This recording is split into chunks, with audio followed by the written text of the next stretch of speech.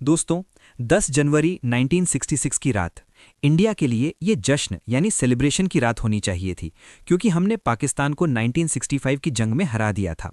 हमारे prime minister Lal Bahadur Shastri Tashkent यानी Russia गए थे ताकि पाकिस्तान के साथ शांति समझौता यानी पीस ट्रीटी साइन कर सकें। समझौता साइन हो गया था। रात के 11 बजे शास्त्री जी ने दिल्ली फ़ोन मिलाया अपनी पत्नी ललिता शास्त्री से बात करने के लिए। उन्होंने पूछा, क्या तुमने सुबह का अखबार देखा? देश वाले इस समझौते से खुश हैं ना? ललिता जी ने गुस्से में फ़ोन नहीं उठाया। वो नाराज़ थीं कि शास्त्री जी ने हाजी पीर और लाहौर पाकिस्तान को वापस क्यों दे दिया। शास्त्री जी उदास हो गए। उन्होंने अपनी बेटी से बात की और कहा, कोई बात नहीं, सच्चाई समय के साथ समझ आएगी। उन्होंने फ़ोन रख दिया। अपने पर्सनल सर्वेंट रामनाथ से एक गिलास दूध मांगा। वो दूध पिया और ठीक 3 घंटे बाद इंडिया के प्राइम मिनिस्टर एक कमरे में तड़प तड़प कर मर गए। ऑफिशियल वजह बताई गई हार्ट अटैक, लेकिन जब उनकी बॉडी दिल्ली आई तो वो नीली पड़ चुकी थी। उनके पेट पर चीरे के निशान थे, खून बह रहा था। अगर ये हार्ट अटैक था तो उनका पेट क्यों कटा हुआ था? अगर ये नेचुरल डेथ थी तो पोस्टमार्टम क्यों नहीं किया गया? आइए खोलते हैं उस फाइल को जिसे 60 सालों से दबाया गया है। ये है the Tashkent mystery. Chapter 1, the man who defied the giants, the motive. Shastri ji का कद छोटा था, लेकिन जिगरा पहाड़ जैसा था। 1965 में जब पाकिस्तान ने हमला किया तो अमेरिका ने धमकी दी कि जंग रोको, वरना हम इंडिया को गेहूं देना बंद कर देंगे। इंडिया भूखा मर जाएगा। शास्त्री जी ने फ़ोन पटक दिया। उन्होंने देश से कहा, हम एक वक्त का खाना छोड़ देंगे लेकिन झुकेंगे नहीं। जय जवान जय किसान। उन्होंने आर्मी को खुली छूट दी। इंडियन आर्मी लाहौर के अंदर घुस गई। अमेरिका और पाकिस्तान हिल गए। उन्हें लगा था ये छोटा आदमी डर जाएगा, लेकिन शास्त्री जी ने न्यूक्लियर बॉम्ब बनाने का भी ऑर्डर दे दिया था, होमी भाभा के साथ मिलकर। यही बात अमेरिका और रशिया को खटक रही थी। दुनिया के 2 सुपर पावर्स को लग रहा था कि इंडिया अब उनके कंट्रोल से बाहर जा रहा है, एक थर्ड पावर बन रहा है। इसलिए ताशकंद में शास्त्री जी को बुलाया गया। दिखाने के लिए पीस ट्रीटी थी, लेकिन पर्दे के पीछे खेल कुछ और था। Chapter 2, the poisoned milk, the incident.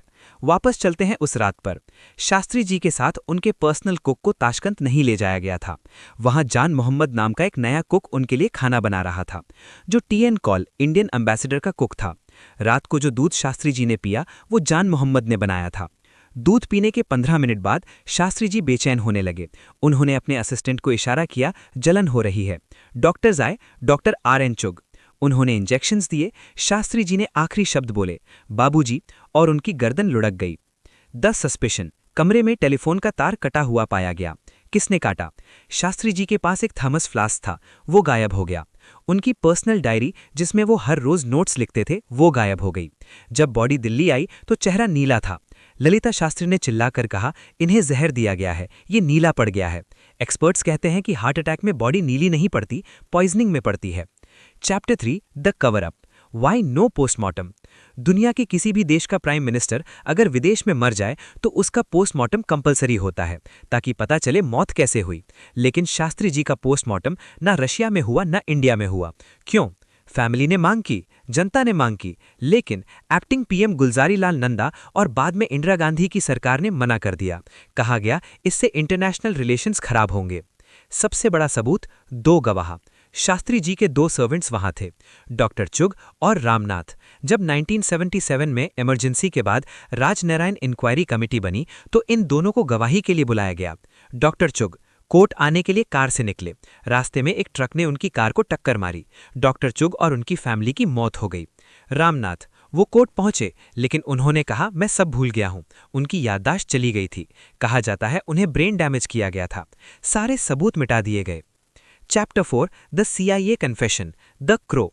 सालों तक ये राज दब गया, लेकिन 1990s में एक book I, conversations with the crow. इसमें CIA के director of operations Robert Crawley का इंटरव्यू था। क्रॉली ने साफ शब्दों में कहा, हमने CIA ने शास्त्री को मारा। क्यों? क्रॉली ने कहा, शास्त्री और होमी भाभा मिलकर इंडिया को न्यूक्लियर पावर बनाने वाले थे। अगर ऐसा होता तो इंडिया एशिया का बॉस बन जाता। हम ये होने नहीं दे सकते थे। ध्यान दीजिए, 11 जनवरी 1966 को शास्त्री जी की मौत हुई। सिर्फ 13 दिन बाद 24 जनवरी 1966 को होमी भाभा का प्लेन क्रैश हो गया, जिसके बारे में मैंने पहले बताया था। एक ही महीने में इंडिया ने अपने बेस्ट लीडर और बेस्ट साइंटिस्ट को खो दिया। क्या ये कोइंसिडेंस था या एक जियोपॉलिटिकल मर्डर? शास्त्री जी की मौत के बाद इंडिया की पॉलिटिक्स बदल गई। ग्रीन रेवोल्यूशन का क्रेडिट किसी और को मिला, वॉर विक्ट्री का क्रेडिट भुला दिया गया। शास्त्री जी सिर्फ इतिहास के पन्नों में एक छोटा सा चैप्टर बनकर रह गए। Conclusion, the unsolved question. दोस्तों, आज भी शास्त्री जी की मौत की फाइल क्लासिफाइड यानी सीक्रेट है। सरकार, चाहे कांग्रेस हो या बीजेपी, कहती है कि फाइल पब्लिक करने से फॉरेन रिलेशंस खराब हो जाएंगे। सवाल यह है कि वो कौन सा देश है जिससे रिश्ते खराब होने का डर है? क्या वो रशिया है, या अमेरिका, या कोई अपना ही था जिसने धोखा दिया? लाल बहादुर शास्त्री वो इंसान थे जिन्होंने कहा था, सच्चा स्वराज वही है जहां गरीब से गरीब आदमी भी देश का प्रधानमंत्री बन सके। उन्होंने ये करके दिखाया, लेकिन शांति यानी पीस की तलाश में उन्हें अपनी जान देनी पड़ी। तो अगली बार जब आप विजय घाट यानी शास्त्री जी की समाधि जाएं, तो सिर्फ फूल मत चढ़ाना, एक सवाल पूछना, आखिर उस रात ताशकंद में क्या हुआ था? उठो, सच को जानो। जय हिंद।